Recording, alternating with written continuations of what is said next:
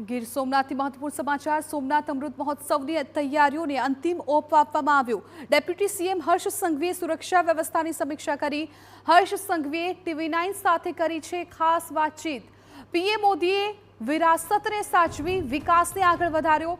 PM Modi આધુનિક ભારતમાં શિલ્પી તેવું હર્ષ સંઘવીએ કહ્યું। અલગ અલગ સમાજ અને ક્ષેત્રના લોકો પીએમ મોદીનું સ્વાગત કરશે।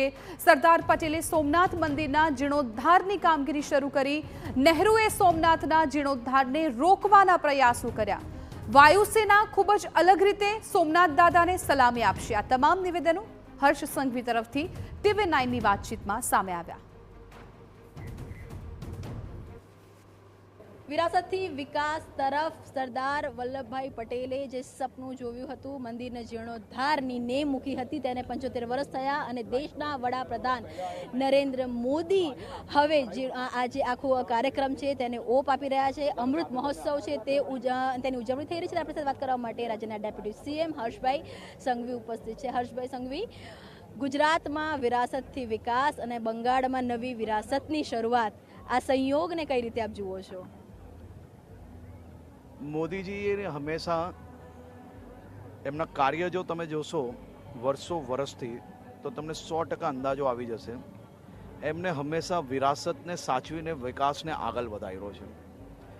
વિરાસતને સાચવવું સાથે સાથે આધુનિક ભારતના શિલ્પી તરીકે એમને જે કાર્ય કર્યું છે અદ્ભુત છે।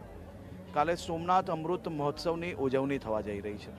આ ઐતિહાસિક દિવસે સોમનાથ ટ્રસ્ટના અધ્યક્ષ, પ્રખર સોમનાથ ભક્ત, દેશના લોકપ્રિય પ્રધાનમંત્રી આદરણીય શ્રી મોદીજી એ કાલે સોમનાથ ખાતે પધારી રહ્યા છે। હજારોની સંખ્યામાં લોકો એમના સ્વાગત માટે અલગ અલગ સમાજના લોકોએ અલગ અલગ વ્યવસ્થાઓ કરી છે, અલગ અલગ ક્ષેત્રના લોકો બી પધારી રહ્યા છે। ખૂબ ઐતિહાસિક કાર્યક્રમ કાલના દિવસે અહીંયા આયોજન કરવામાં આવશે। સાથે સાથે દેશના ઇતિહાસમાં કદાચ આ પહેલી વાર હશે એવું કે કોઈ એક રાજકીય વ્યક્તિ જેમને ગુજરાતના મુખ્યમંત્રી તરીકે 2001માં શપથ લેતાના 24મા દિવસે સોમનાથ સુવર્ણ જયંતિનું અહીંયા આયોજન કરવામાં આવ્યું હતું, જેમાં એમણે સોમનાથજીની પૂજા કરી, સોમનાથ સુવર્ણ જયંતિનું આયોજન પોતે કર્યું અને આજે પ્રધાનમંત્રી તરીકે સોમનાથ અમૃત મહોત્સવની પ્રેરણા પૂરી પાડીને કાલે ફરી એકવાર એ ભગવાન સોમનાથજીના દર્શન ખાતે પધારી રહ્યા છે। એ ઐતિહાસિક ક્ષણ છે। હર્ષભાઈ, જો સરદાર પટેલ ના હોત તો કદાચ જીર્ણોદ્ધારનો એક આખો જે કોન્સેપ્ટ હતો એ સમયે આખો ખૂબ જ ટફ હતો અને જે રીતે આ વિરાસત છે એ યુવા પેઢી સુધી પહોંચે એ માટેનો જે પ્રયાસ છે, એ સ્વાભિમાન યાત્રા હોય તો પણ, સ્વાભિમાન પર્વ હોય તો પણ અને આવતીકાલનો કાર્યક્રમ હોય, કઈ રીતે અહીંયાથી શું સંદેશ છે જશે? આ દેશના પ્રત્યેક નાગરિકોએ એ બી જરૂરથી જાણકારી એમની પાસે છે કે જ્યારે સરદાર વલ્લભભાઈ પટેલે આ મંદિરના જીર્ણોદ્ધારનું કામગીરી શરૂ કરી ત્યારે પંડિત જવાહરલાલ નહેરુ દ્વારા એમને રોકવામાં આવ્યા। રાજેન્દ્ર પ્રસાદજી જ્યારે પોતે સોમનાથ ખાતે આવી રહ્યા હતા ત્યારે બી પંડિત જવાહરલાલ નહેરુજી એમને રોકવાનો પ્રયાસ કર્યો।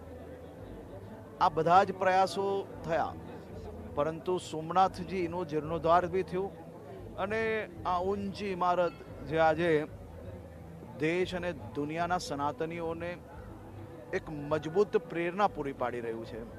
ધર્મનું આસ્થાનું સૌથી મોટું કેન્દ્ર છે। આપણે એક પ્રધાનમંત્રી એવા બી જોયા હતા અને આપણી સૌની સમક્ષ એક પ્રધાનમંત્રી એવા બી છે કે જે 1000 વર્ષની અતૂટ આસ્થા સોમનાથની, જેમાં ત્રિશૂલ લઈને, ડમરું લઈને નગર યાત્રા પર જ્યારે નીકળે અને હજારો સનાતનીઓ જય સોમનાથના નારા વાગી રહ્યા હોય ત્યારે કાલે પ્રધાનમંત્રીજી પોતે ફરી એકવાર સોમનાથ ધામ આવી રહ્યા છે, સોમનાથ દાદાના દર્શન કરવા આવી રહ્યા છે, પૂજા અર્ચના કરવા આવી રહ્યા છે। ત્યારે સાથે સાથે વાયુસેનાની મજબૂત દલ જોડે અહીંયા આવી રહ્યા છે, જે દલ દ્વારા ભગવાન સોમનાથજીને સલામી આપવામાં આવશે ને। ઐતિહાસિક વાયુ દળ દ્વારા જે સલામી છે એ બી એક ઇતિહાસના પાના પર લખવાશે. ડેપ્યુટી સીએમ હર્ષભાઈ સંઘવી હતા આપણી સાથે કે જેમણે વાત કરી કે કઈ રીતે આખા કાર્યક્રમ છે તેને ઓપ આપવામાં આવ્યો છે સરદાર પટેલ દ્વારા, કેવી રીતે જીર્ણોદ્ધાર હતો તે કરવાની નેમ હતી તે મૂકવામાં આવી હતી. વડાપ્રધાન નરેન્દ્ર મોદી રાજ્યના મુખ્યમંત્રી હતા ત્યારે તેમને કેવી રીતે આ જે મંદિર છે તેની માટે કામગીરી કરી હતી અને હવે જ્યારે અમૃત મહોત્સવ ઉજવવા જઈ રહ્યો છે ત્યારે એક અલગ માહોલ છે, એક અલગ ઇતિહાસ છે તે આગળ રચાવા જઈ રહ્યું છે. કેમેરામેન દીપક સાથે કિંજલ મિશ્રા, TV9 સોમનાથ.